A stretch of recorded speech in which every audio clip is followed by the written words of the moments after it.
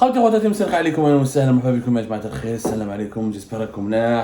vous allez bien, que vous vous portez bien et que vous passez une belle journée de ce 11 juin 2023, en début des coupures internet intempestives, radicales et inexpliquées, encore une fois inexpliquées du point de vue logique, pas du point de vue algérien, parce que du point de vue algérien sont expliqués par les épreuves du baccalauréat. En tout cas, j'espère que vous tenez le coup et que vous ne stressez pas beaucoup dans ce pays où des fois la folie tout simplement quelque chose de très banal. Mais bon, اليوم نحكي لكم على un sujet qui depuis 48 heures كنت عارف صبرت ما حبيتش نهضر مع الاول كنت نصبر pour voir la réaction des autorités algériennes.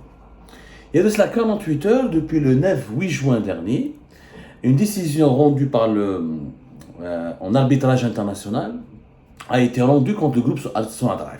La compagnie nationale des hydrocarbures a perdu dans un procès. C'est pas un procès, on ne peut pas parler ça, c'est un procès, c'est pas du judiciaire, ça relève du commercial.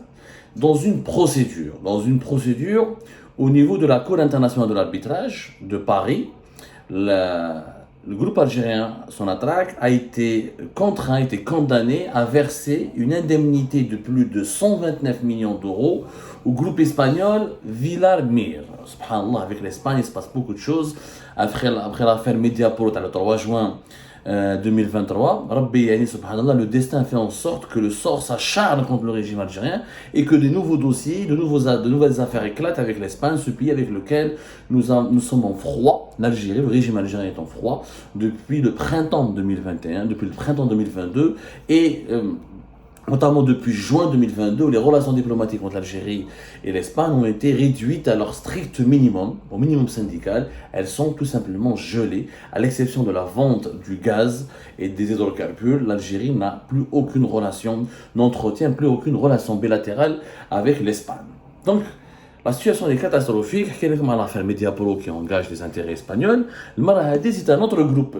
C'est une affaire beaucoup plus sérieuse. C'est pas un gag. Mais l'affaire Mediapro, l'affaire des caméras, la vidéo d'arbitrage, la vidéo d'insistance pour les arbitres, la VAR, dans le match final de la Coupe de la Confédération dans la CAF, l'USMA contre Young tanzanienne. L'équipe tanzanienne, on en a déjà parlé de ce feuilleton surréaliste. Comment une simple affaire sportive est devenue une affaire politico-judiciaire en Algérie. C'est une affaire purement économique. Mais Sonatrach a perdu devant une instance internationale, c'est la Cour internationale d'arbitrage de la Chambre de commerce internationale de Paris, qui a condamné donc Sonatrach à payer plus de 129 millions d'euros au groupe espagnol Villar Mir, qui est le partenaire de Sonatrach dans une société importante en Algérie, c'est la société Fertial, société de production et de distribution de fertilisants et des engrais, qui existe depuis 2005. C'est l'une des entreprises les plus importantes dans l'industrie pétrochimique en Algérie.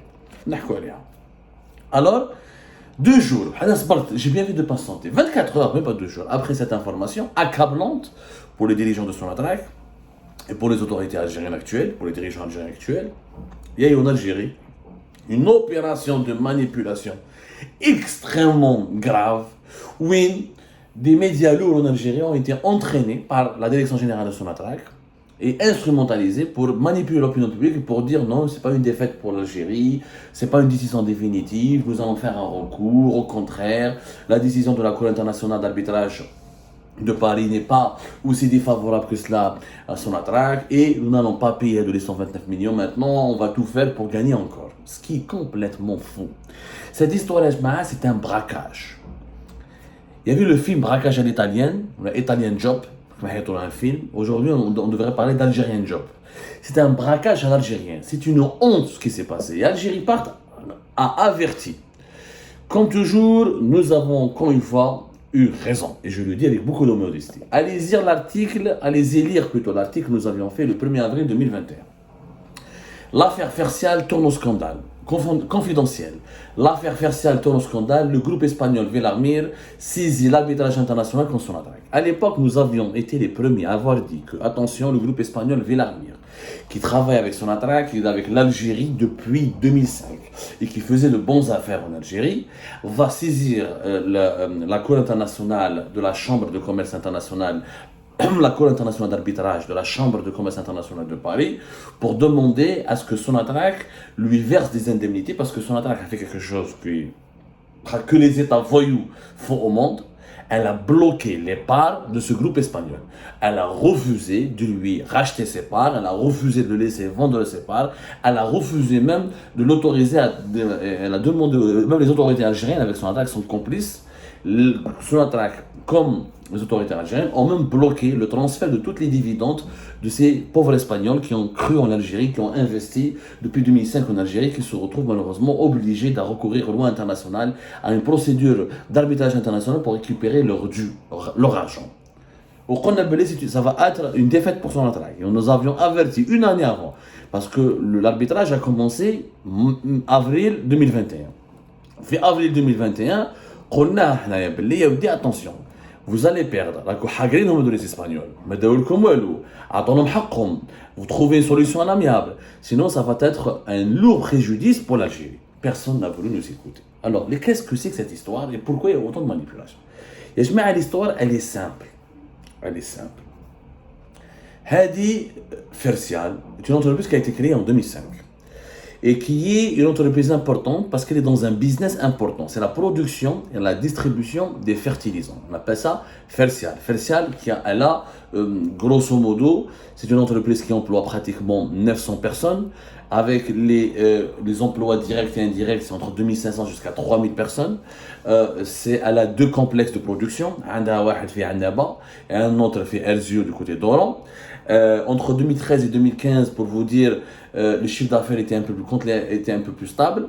Fersial pouvait produire et gagner jusqu'à 320 millions de dollars, essentiellement destiné à l'export. Il y a certaines années où Fersial était la deuxième exportateur du pays après Sonatrach. Pourquoi? Parce que les fertilisants, les engrais, ils sont très recherchés à travers le monde pour booster la production agricole, très recherché pour le développement de plusieurs types de cultures. Et sans fertilisants et sans engrais, on ne peut pas aujourd'hui produire des fruits et des légumes et plusieurs matières agricoles premières.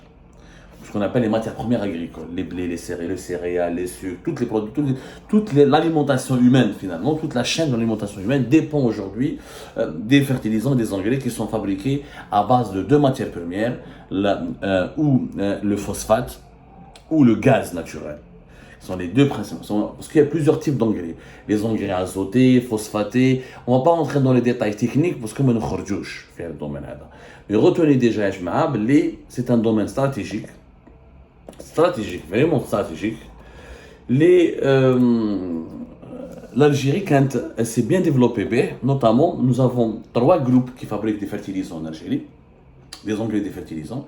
Nous avons un partenariat en 2005 avec les Espagnols Villamir, un partenariat avec les Égyptiens d'Orascom, avec une société qui s'appelle la Sorfert, basée à Oran, ou avec Awa. C'est un partenariat qui a été réalisé avec un homme d'affaires et un groupe de la Sultanat d'Oman pour faire développer la même activité. Mais le projet Fersial était le projet le plus important des 3 projets. Et le principal partenaire de tous ces projets industriels, c'est une filiale de Sonatrach qui s'appelle Asmida, le groupe Asmida sur lequel nous avons déjà beaucoup parlé et nous allons encore une fois en parler. Vous pouvez aller sur Algérie Partage Maha et lire les articles de ce qu'on a fait sur Asmida. Bistar, Wallah, malabali ya jma'a, ça me fait peur. Et nous avons publié durant toute l'année 2022 plusieurs articles où nous avons tiré la sonnette d'alarme وقلنا باللي رايحه راح تروح كارثه باسكو هذه اسميدال la direction générale de Sonatrach عطاتها un haut responsable, un PDG qui n'avait pas la capacité, qui n'avait ni la capacité, ni le parcours, ni l'expertise nécessaire pour la diriger. Alors, le projet بدا. Quel projet بدا في 2005 les Espagnols باش تفهموا مليح. Tout marchait bien, mais les Espagnols étaient majoritaires au début. Ils détenaient 66% de ce projet, ou 44% pour la partie algérienne. À partir de 2015-2016, les choses ont changé pour les Espagnols. Ils commençaient à avoir des difficultés financières. Ils commençaient à avoir quelques difficultés parce qu'au niveau de leurs investissements internationaux, تقرب منهم à l'époque Ali Haddad qui voulait donc se diversifier, entrer dans le domaine de l'industrie pétrochimique. Et comme il connaît très bien l'Espagne, et les Espagnols, parce qu'il avait déjà commencé à investir en achetant des hôtels à Barcelone, qui a commencé à s'intéresser à l'immobilier en Espagne. Il a dit, il avait déjà des partenaires dans le groupe immobilier espagnol. Il s'est rapproché de Villarmir. Il a dit, je veux devenir votre partenaire. مع الاول خافوا منه ما حبوش. واش يدير؟ À l'époque عبد السلام بوشوال, ministre de l'Industrie jusqu'à 2017, de 2014 à 2017, il a forcé les Espagnols à accepter, à vendre 17% de leur part à Ali Haddad. Alors voilà, vous êtes très majoritaire, 66%, il faut qu'il y ait pas, il faut rééquilibrer les comptes, etc. Donc il vous faut un partenaire algérien. Ouishidiro, Villarmir accepte, donc ils ont cédé 17% à Ali Haddad. Ali Haddad est devenu actionnaire donc de Fertial de 2016-2017 pratiquement jusqu'à 2019. D'ailleurs, ça a fait, il n'y a qu'Algérie Part qui a enquêté là-dessus, très peu de médias à l'époque en ont parlé, comment ça s'est passé, le prix qui a été mené, les crédits bancaires qui a été demandé par Ali Haddad, plus de 200 millions de dollars pour développer ses affaires avec Fertial. Mais Ali Haddad ne s'est pas arrêté à ces 17%. Parce qu'Ali Haddad, il a traité avec la filiale algérienne de la BNP Paribas, pour essayer d'augmenter ses parts de participation Fertial et de remplacer carrément Villarmir. C'est-à-dire qu'il voulait éjecter Villarmir de l'Algérie et la remplacer, devenir lui-même le partenaire de son attaque. Mais les Espagnols font que la mafia دارت عليهم, باللي كان une mafia en Algérie ودارت عليهم وباللي ولات problématique etc. قال لك حنا نبيعوا, y a pas de problème. L'Algérie pour eux c'est compliqué, de 2005, etc. On va vendre. Il n'y a pas de problème. Ils ont voulu vendre. Mais quand ils ont voulu vendre, il y avait 2019 la crise politique, etc. Donc Ali Haddad etc. Il est devenu donc dans une situation très compliquée, très très compliquée. Bon, le groupe ETHB s'est effondré, le présidentiel de Bouteflika s'est effondré, l'Algérie avait changé. Donc, déjà, 17% à l'époque, c'était la BNP Paribas, la filiale algérienne, qui avait fait une saisie. Parce que, comme Ali Haddad n'a pas pu la rembourser et entrer en prison, elle a saisi. Elle a fait ce qu'on appelle une saisie conservatoire. Elle a dit, c'était en janvier 2020. BNP Paribas veut récupérer son argent. Si, etc. Et deux, bon, en bas, donc les Espagnols, ok, Ali Haddad est parti en prison, maintenant nous on veut quitter l'Algérie, la situation devient pas sûre, ensuite il y avait la période de la Covid-19, les Espagnols disent qu'on ne peut plus rester en Algérie, c'est comme ça, c'est un pays trop instable, la conjoncture mondiale est en train de changer, on préfère se retirer. Wesh Yibqa Asmidal qui était donc actionnaire à 34%. Il fallait que Asmidal, si on applique la législation algérienne, il y a ce qu'on appelle le droit de préemption, c'est-à-dire que quand une société étrangère a des parts de participation, ou elle est actionnaire, ou elle est associée d'un projet industriel ou économique en Algérie, le jour où elle veut partir, elle doit d'abord demander à son partenaire algérien s'il veut racheter ses parts. Et l'État algérien ou son partenaire algérien, il a le droit de lui imposer son droit de préemption, c'est-à-dire que c'est à lui d'acheter en premier lieu, avant que le partenaire étranger ne cherche un autre partenaire ou un autre acheteur étranger. C'est la loi algérienne. Le groupe Villa, depuis 2019, entre 2019 et 2020, il dit ok, allez-y, puisqu'Ali Haddad est entré en prison, etc., et qu'il n'est plus intéressé, qu'il ne peut plus, il n'est plus capable d'acheter. Donc, on est prêt à vendre toutes nos parts à Asmidal. Asmidal qui a déjà 34%. Donc, il faut qu'elle rachète toutes les parts du groupe Villarmir. Comme ça, Fertial va redevenir 100% entreprise algérienne. À moins que Asmidal n'est pas intéressé par acheter. Elle n'est pas achetée par Maïshabat-Chri. Donc, dans ce cas-là, tu laisses les Espagnols aller chercher un partenaire étranger qui me les rachète. Je ne fais pas de problème. Non, je n'ai pas un partenaire étranger. Où sera? Ils ont bloqué Sonatrach, la direction générale de Sonatrach, avec Toufik Hakkar, la direction générale d'Asmidal, qui a été, dont le PDG est un ancien, un ancien cadre de Naftal qui ne connaît pas, qui connaît rien au monde des engrais, des fertilisants, qui a très peu de connaissances fines et affûtées du monde de l'industrie pétrochimique. C'est monsieur Houiwen Mohamed qui est devenu PDG de Fertial dès le mois de mai 2020, juste après l'arrivée de son ami Toufik Hakkar à la tête de Sonatrach. Hakkar واش دار le PDG de Sonatrach راح جاب صاحبه هذا حويون محمد pour le mettre à la tête de Fertial, d'Asmidal, Asmidal qui est elle-même l'entreprise filiale de Sonatrach qui est censée gérer toutes les activités de distribution, de production et de commercialisation des fertilisants et des engrais. Et comme c'est son ami, c'était son colocataire, qui est l'Institut algérien du pétrole Fiboumerdes, c'était son colocataire, ou ou pratiquement il y a eu beaucoup d'affinités personnelles. Donc Zoufir Hakkar il a décidé de placer son ami et son homme de confiance à la tête d'Asmidal. S'il était compétent, s'il était brillant, il n'y aurait pas eu de problème. Mais comme il n'est pas compétent, ni brillant, ni un bon connaisseur du domaine, ça a créé une catastrophe après. Voilà, parce que Houiwen Mohamed n'a pas su comment diriger. Il vient du monde du carburant. Il n'a rien à voir avec le monde des engrais. Ce sont deux spécialités différentes. Je trouve les dentistes, vous le va soigner l'estomac. Ou la maladie, celui un pédiatre, vous le va soigner, va devenir gynécologue. Ça n'a rien à voir. Ce sont des spécialités, des enjeux différents et qui exigent un certain niveau de compétence et de connaissance totalement différent. Mais فالوهاش بيناتهم. Donc Houiwen Mohamed il a nargué les Espagnols, a عيطوا plusieurs fois. En tant que PDG d'Asmidal, ils l'ont même invité en Espagne. Il n'est pas parti en Espagne parce que les relations diplomatiques et politiques avec l'Espagne se sont détériorées. Donc il n'a pas voulu régler ce problème pour se conformer à la ligne politique du régime algérien. Les Espagnols lui ont même aidé à faire avoir un visa Schengen. Apparemment, selon nos investigations, il a utilisé ce visa Schengen pour aller en France au lieu d'aller en Espagne pour rencontrer le groupe Villarmir et trouver un intérêt et trouver une solution amiable. Dans ces conditions, les Espagnols, ils sont partis voir, ils ont lancé une procédure d'arbitrage international pour réclamer leurs droits. Qu'est-ce qu'ils ont réclamé? Nous voulons que Sonatrach nous indemnise à la hauteur de la valeur de nos parts. La valeur de nos parts, a été évaluée à 129 millions de dollars.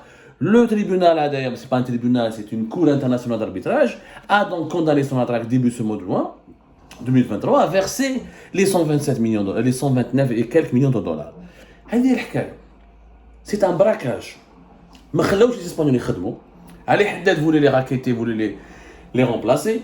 Moula Ali Haddad, جا توفيق حكار وصاحبه, qui ont voulu les saboter, qui les ont empêchés de travailler en Algérie. De 2020 jusqu'à 2022, les Espagnols ont tout fait, mais vraiment tout fait, j'en suis témoin.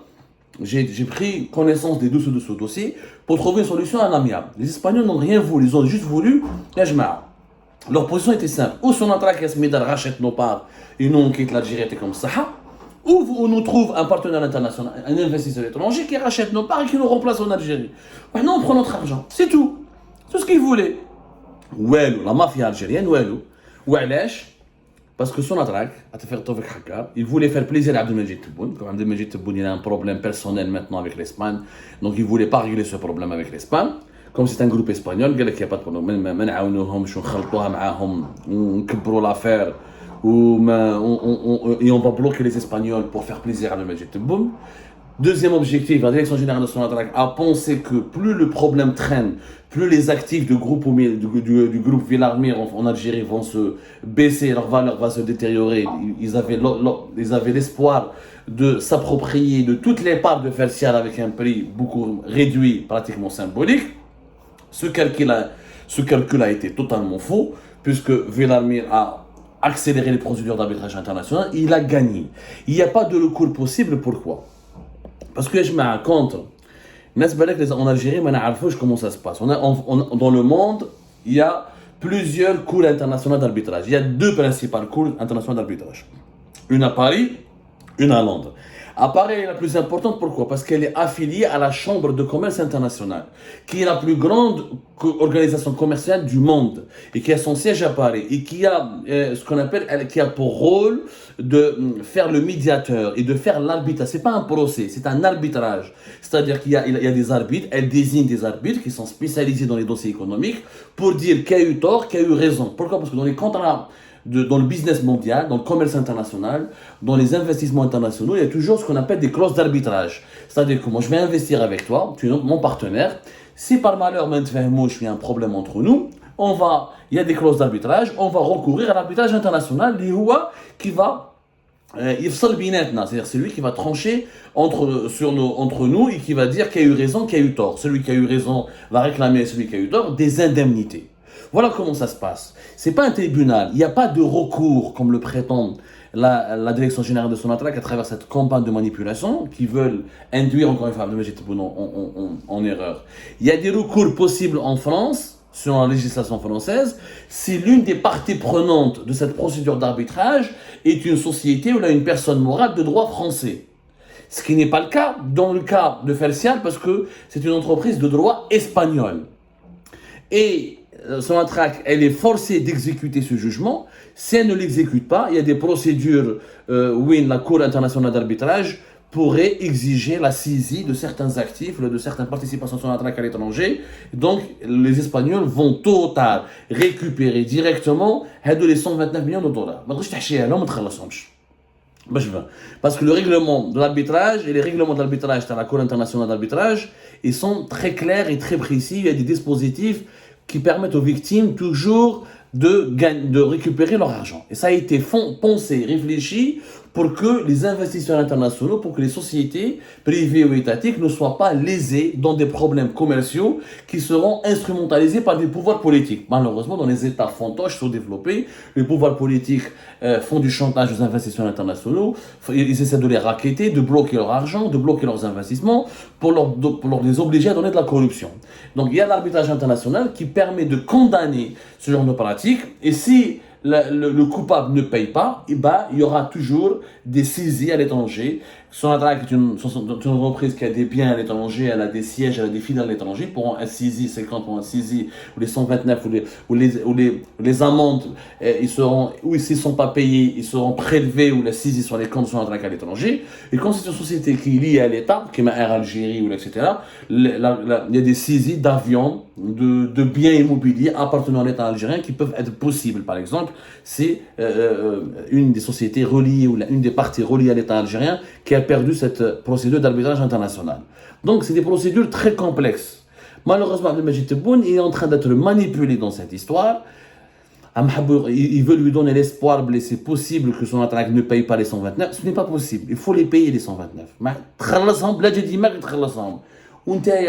Encore une fois, c'est une pratique mafieuse. Ce problème aurait pu ne jamais exister. Pourquoi il aurait pu ne jamais exister? Parce que dès 2019, dès 2020, Covid, 2021, début 2021, fin 2020, on aurait pu trouver une solution qui est simple. Les groupes villas, ils ramènent un investisseur étranger, ils vendent toutes ses parts et tu auras un nouveau partenaire étranger. Si tu ne veux pas de cela, tu achètes toi-même un de les parts et tu donnes les 129, les 130 millions de dollars ou d'euros aux Espagnols. Mais tu ne peux pas les bloquer, tu ne peux pas les prendre en otage. Ça, c'est une méthode mafieuse. Et aujourd'hui, après cette histoire, plus personne ne viendra investir en Algérie. Et qui va investir avec Asmidal? Asmidal est partie prenante du projet d'Al-Phosphate. Les Chinois. Est-ce que les Chinois, les Européens ou les Américains, après cette histoire, vont oser investir en Algérie?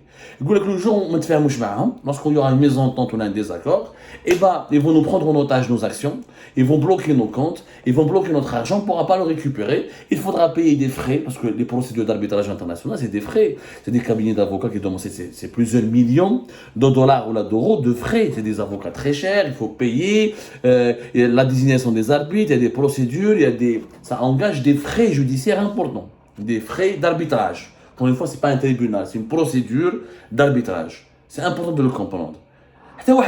Personne ne va venir investir en Algérie. Personne. Parce qu'on mélange le politique avec le business. Un problème avec l'Espagne. Tu le règles avec les dirigeants politiques espagnols. Ou je déclare les entreprises espagnoles. À cause de l'Algérie, le groupe Villar Adamski, le groupe Villar, ils ont eu des difficultés. Ils sont devenus endettés. Parce que Fercial, on l'a saboté. Plusieurs pour forcer les Espagnols à vendre à l'Ihdad, on les a empêchés d'exporter. Ensuite, après le Hirak, il y a eu beaucoup de sabotage, des comptes bancaires bloqués, on ne pouvait pas payer les employés, on ne pouvait pas payer la matière première, des interdictions d'exportation.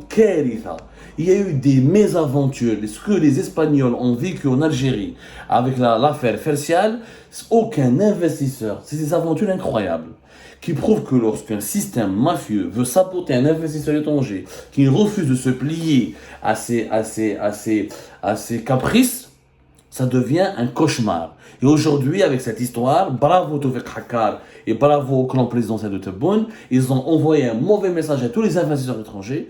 Ils vont réfléchir à 2 reprises, ce n'est pas à 3 ou là à 100 fois avant, ils vont tourner leur langue 100 fois dans leur bouche avant de déclarer ou là de s'engager avec l'Algérie. Parce qu'à la belle Hambeli, rien n'est clair, rien n'est stable, et leur argent, ils ne pourront plus jamais le revoir. Voilà comment on sabote le développement d'un pays. Sans les investisseurs étrangers, aucun pays ne s'est développé. Comment on va faire maintenant? Non seulement on va perdre 130 millions de dollars, en plus on ne va pas trouver un autre investisseur étranger pour faire fonctionner Fercial, et lorsqu'on voudra, et là on n'a même pas trouvé encore le financement pour le projet les Chinois, phosphate Bessa, la fin du mandat de Tebboune, elle sera malheureusement sur le plan économique terrible pour l'Algérie.